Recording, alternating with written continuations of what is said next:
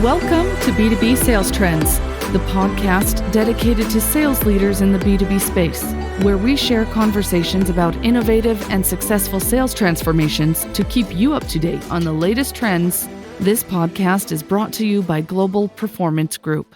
Welcome to B2B Sales Trends, my lovely people, the podcast where we explore strategies, techniques to drive success in the nowadays evolving sales landscape. I'm your host, Harry Kendlbacher, and it's a pleasure to be speaking with you again. So much of sales today isn't just about offering your solutions or your company's solutions. It is about helping buyers understand the challenges that they're facing in the first place so they can make the right decision. And the reality is, in nowadays complex B2B selling environment, many buyers hesitate on that because they just haven't fully been able to define the problem and you haven't helped them. So they tend to be too risk averse to make a change.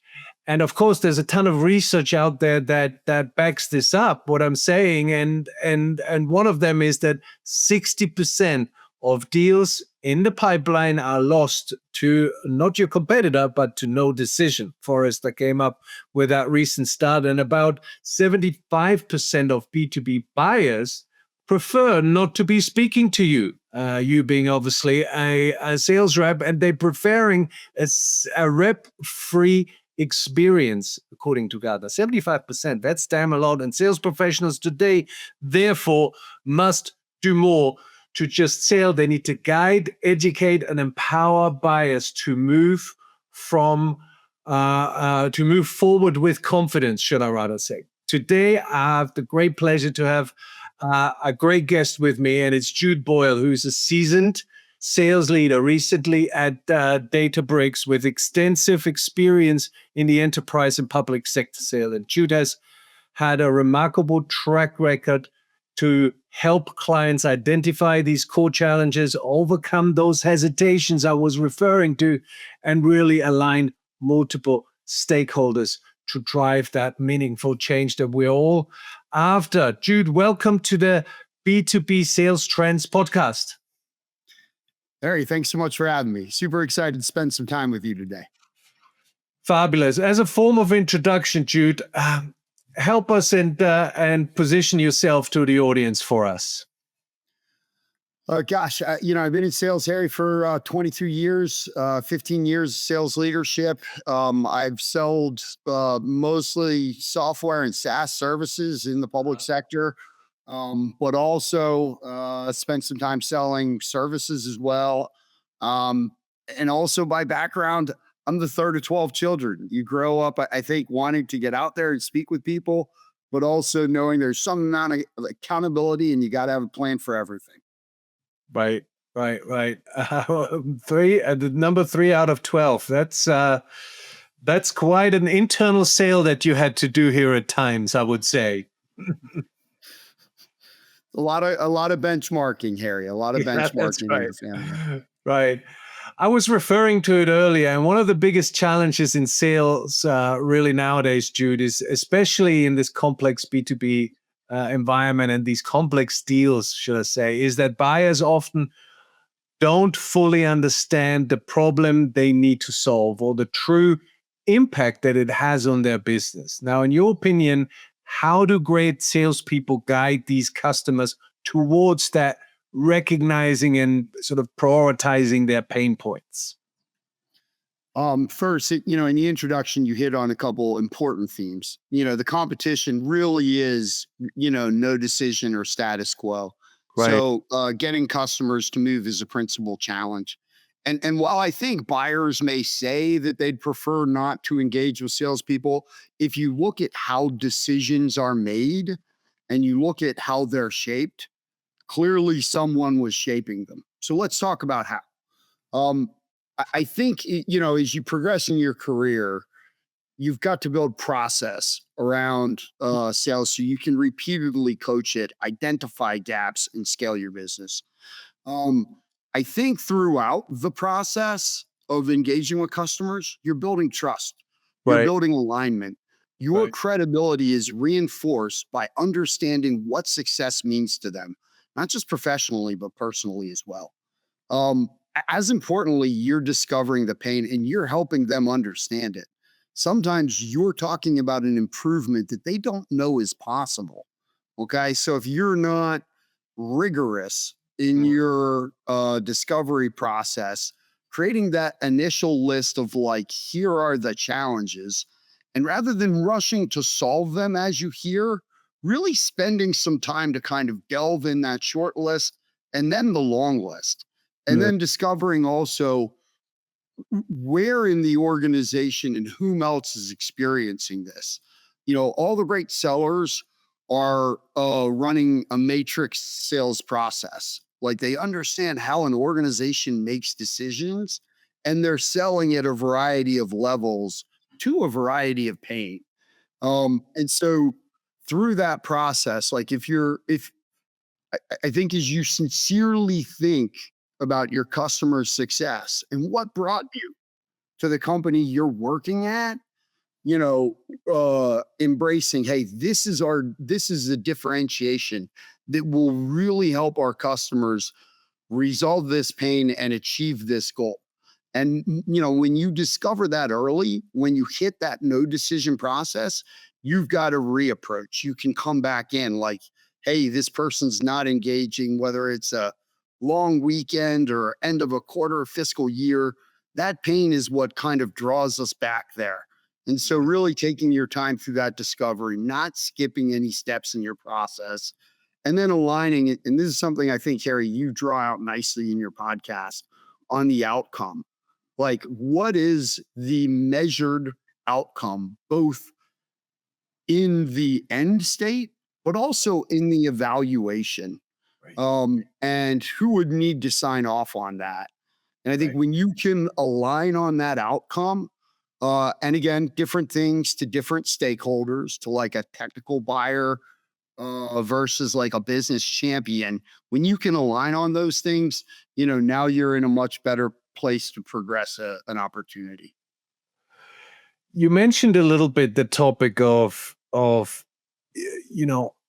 cost of inaction, and moving actually.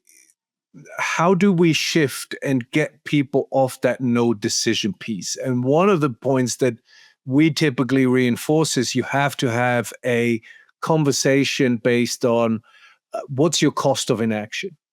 So that goes back to this idea of decision making science, how people make decisions.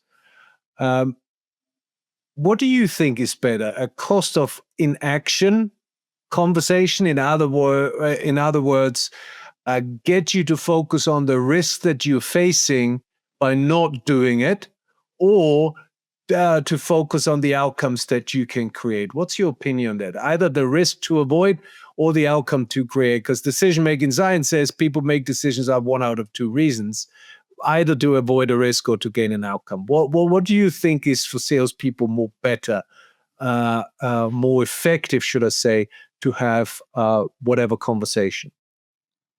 Um, I think both in their stage. Like, Right. I think early on, you're focused on the risk and the cost of inaction. Right. But I think great sellers are frequently storytellers. Yeah. Not only is that immensely relatable, does this build trust and remove risk in like the buyer's background, it's also a heck of a lot more interesting. Right. Like if you're a seller and you want to be immersed, here's something you can continue to refine and grow and see measurable kind of outcomes in like on your sales side. So I'd say you're starting with sort of this cost of doing nothing, that nudge, that kind of pain, like, hey, what happens with this process? How does this affect buyers? When you get a call from your boss, how does it feel? When's the last time this broke down? Like identifying that pain early in the process is critical. But when it comes time for you to start contributing value back, and it's always a value exchange with prospects, like you can tell when it's off. Um, But when it comes time for you to deliver value back, now you're focused on like, here is an outcome. Can I tell you about the city of St. Louis? They had a similar challenge with their integrated eligibility system. Here were the issues that people had in registration. Here's what happened to like our buyer. Here's kind of the impact. Hey, now this is the outcome that they've achieved. Here's the process that they evaluated it, because you're frequently, if you're in a position to define the challenge, you're in a position to draw distinction to your solution. So I'd say it shifts in the sales process and knowing kind of, in my experience, and you talk to a lot more sellers and maybe I guess sales leaders than I do. Right. But in my experience, I think it's both and it shifts in the sales process. Jude, you mentioned something interesting. I want to dig into a little bit deeper. The idea of storytelling, and I've recently spoke to a few people whose definition of storytelling, and I would think it's pretty obvious, but their definition differs quite a bit from each other. What would you say in sales, in B2B selling? What does a good storyteller do? I mean, as obvious and as silly as the question sounds, but I'd really like to get your take on it because I believe that there is a difference in opinion out there. There was a great book that I'd looked at. Gosh, this is now 6 years ago, on kind of the art of storytelling, and I probably need a refresher to provide a more complete answer to you. But I'd say what the great storytellers do. One, I mean, in sales, you always have an eye to what your differentiation is. And if Right. you sincerely believe it, it's part of what brought you to your company. Right. And if you're passionate about your customers, you see how your differentiation can help them.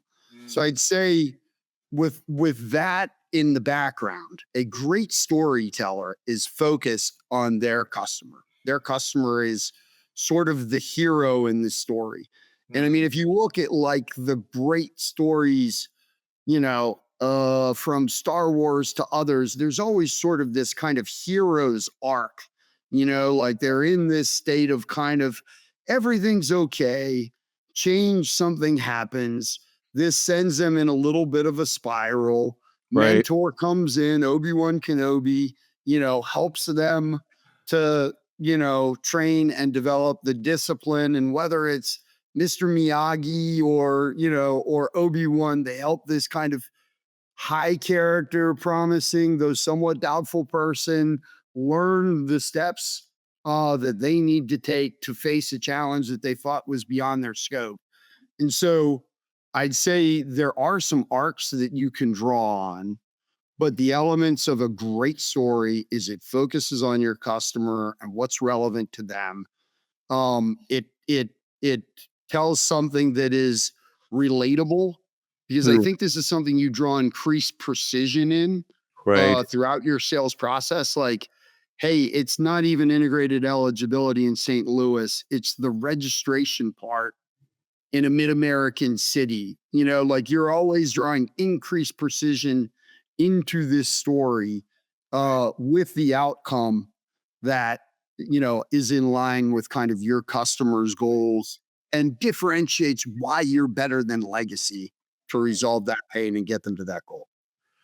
It's interesting at a global performance group. We've obviously worked with a lot of different sales teams to help them really beyond transactional selling and shifting the focus from not just pitching on products or our benefits to really driving a higher value conversation that emphasizes on outcomes and protect people's margins and increases win rates and all these things. And one of the challenges that we always see, especially in this complex market, is that there are multiple stakeholders. And so the question is, how do you navigate between these stakeholders? And tagging on to your storytelling explanation, how do you really adjust that story to the different kind of stakeholders? So what's your opinion and experience on how you do that and how you sort of co-create a shared vision between the different stakeholders to move the sales process forward? Great question. First, love the focus on value, because I think like if you're not measuring that and you don't have that to come back to, at Mm, some point your process is going to fall apart. So that's something that I think is important. And as you said, with multiple stakeholders, they'll have different goals in the transaction. I think a critical part always is developing a strong champion and even running this by them. Because when you're aligned, your success becomes their success. And it's just a critical part of like them giving you feedback of, hey, we're preparing for this meeting. We understand this is the role. There's some models that I think you can draw on. Something, we did kind of early in our career at Oracle was developing like an influence map. And so frequently you're looking at like, how have past decisions been made? Who has been involved in them? And then kind of navigating what is it that drives their process? And really coming in kind of prepared of like, here's here's the scope of control that this person has. Here's kind of their influence. What we find, particularly in my business working with government, but I think in any kind of regulated industry, there are a lot of people who can say no. And your ideal state, your ideal end state is that when you get to the table at the end of a conversation, each of those 10, 11 people in the room think this was their idea. And to do that, you have to understand what is success for them in it, not just in terms of their role, but ideally also personally. What is the impact they can have on it? What is enough to get them to yes? Like, hey, this person we need to get to yes. This person we need to drive through the process and help us elevate to power and work through legal and check in and kind of drive terms and conditions. So like with these different people in a matrixed organization, designing your story around the impact your solution is going to have for their role, in light of again of like what differentiates your company, right, and makes them, is better than legacy. There's one other area, I mean, just because you had mentioned the inaction, like right. if you don't early identify why they need to change, why they need to change now, why they need to focus on your product, you're going to struggle in your process later. And so, taking your time in those steps, I think is like a hallmark of a sales professional. And it goes back to what you said earlier about you got to take your time on discovery, right? And we always come across client-facing people who have this, I want to call it an illness in a way, this premature problem solving, right? You tell me something, I jump right onto it, and I'm trying to solve your problem. And I haven't really taken the time to go to the depth and breadth of the needs that really needs to be expanded. And by the way, not just with one stakeholder, but really with all of them. But that brings a couple of things with it, because people tend to have the conversation with the people they feel comfortable with. Now, if I'm sort of a technical salesperson and I have a great technical expertise, I don't want to talk to a financial buyer. Puts me in an uncomfortable position. I don't want to talk about these figures and numbers and all these things. So you see what I'm saying? There is different personas and different roles within the stakeholder map that I really need to, even though if I'm not comfortable, that I need to have the confidence and engage with them. And I think this is where people really, really struggle. And it goes back to what you said about you have to take the time in discovery. Don't just jump on the first thing that you hear and try to solve it. Resist that temptation and really dig deeper in terms of what's the problem? Why is it now? what is it going to cost you if you don't solve it? And then you really, really have a case. And obviously, I'm oversimplifying here, but you get the idea. Um, in your mind, what steps? Gary, that was something I enjoyed about one of your previous guests. And I think about the mission of global performance, like instilling that confidence in people, because this can be an uncomfortable conversation. And I, I think once you kind of recognize, identify, and tag, like, okay, this is it. I've no personal, and they have no personal objection to this. Right, It's just, can we build a degree of trust? right. And I think that's when you had your interview with Kendall, she was just talking about like the importance of optimism and the importance of controlling what we can control and focusing there. Sorry, didn't mean to take you off, but No, and this is a topic very close to my heart because I really believe there are so much challenges out there that B2B sellers are facing, so many of them, but also so many that they can't influence. So why worry about it? They won't go away. They continue to exist. So let's focus on what you can influence and what you can control and put your best foot forward in those situations. And as long as you have done your planning, you've done your mapping, you've done your engaging, you've been speaking with all the decision makers, and if the problem is big enough and your solution helps them solve the problem, then a lot of these things happen by itself. Then, if you've done all these things really, really well in the run up to it, would you agree with that? I do. I mean, I think you hit on a few dynamics that are important. Like, we all need a break, but you can increase your luck surface area Right. by increasing your activity, by focusing on the right things. And what are the right things? Certainly, there are things that you can influence, but also things that are important. And like when you kind of put that on a grid, this can drive a lot of great conversations with customers. And so I think you're onto an important aspect of our profession. Yeah, absolutely. Fascinating topic, Jude. I'm going to ask my last question, the one that I always ask at the end. Share with me. I mean, you've been around the block a couple of times here. Share with me, in your opinion, what are the top 3 skills that successful salespeople, shall I say, are not just using, but executing really, really well for it to make them top successful salespeople? What are those top 3 things that they're doing really well to make them excellent?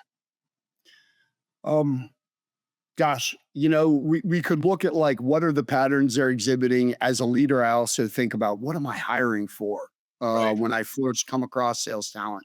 So maybe I'll approach it from that side. Always grit. I think like that kind of conquers all. When I look at folks, I'm looking at track record of past performance. Kind of we're back channeling them, but we're always kind of looking at that dynamic and trying to kind of rediscover it and reinforce it, and encourage it and celebrate it. I think the curiosity, like just a genuine interest in discovering and understanding, what's going on in your customer environment. Like if you're not passionate about that, if you can't get excited for that, then you're going to have some challenges. Right. And then, coachability and feedback is just so critical. Right. This is a journey. We can and all need to get better every day. And it's immensely satisfying, Correct. when you can see that progress. And when you get to work with people that have that grit, that intelligence and curiosity and that coachability. So, if I we're putting 3 on, I think those are the 3, and grit is number 1. Yeah, absolutely. My lovely listeners, you've heard it from Jude. Grit, natural curiosity, and being coachable. That's what it takes to be successful in the B2B selling world. Jude, I know our listeners are super, super appreciating your valuable insights. Thank you for taking the time and being the guest on our podcast today. Harry, thanks for having me. Great conversation. It's important, the work you do. To our listeners out there, a couple of things and a couple of calls to action. Go to globalperformancegroup.com and the B2B Sales Trends podcast.com. We're looking forward to having you again as our guests and then one of the next episodes. Look after yourselves. Bye-bye. Happy selling.